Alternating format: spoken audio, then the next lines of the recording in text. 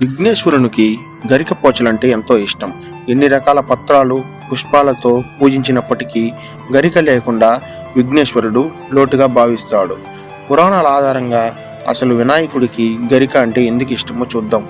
పూర్వంలో అనలాసురుడు అనే రాక్షసుడు నిప్పుని పుట్టించి లోకాన్నంతా దహించసాగాడట. అయితే దేవతలంతా వినాయకుడి దగ్గరికి వచ్చి తమను రాక్షసుడు వేడిని పుట్టించి ఇబ్బందుల పాలు చేస్తున్నాడని, తమకు వేడిని పుట్టిస్తున్నాడని, తమను ఎలాగైనా కాపాడాలని వినాయకుడిని వేడుకోగా వినాయకుడు తన శరీరాన్ని పెంచేసి ఆ రాక్షసుని మింగేశాడు. అందుకు వెంటనే వినాయకుడి నుండి వేడి మొదలైంది.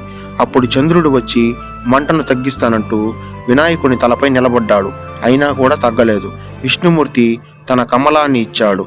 పరమశివుడు పామును గణేశుని పొట్ట చుట్టూ కట్టాడు. అయినా వేడి తగ్గలేదు. చివరకు కొంతమంది ఋషులు వచ్చి 21 గరిక పోచలతో వేడి తగ్గుతుందని చెప్పడంతో ఆ గరికను గణేశుని తలపై ఉంచారు. అంతే, వెంటనే వినాయకుడు వేడి తగ్గిపోయింది.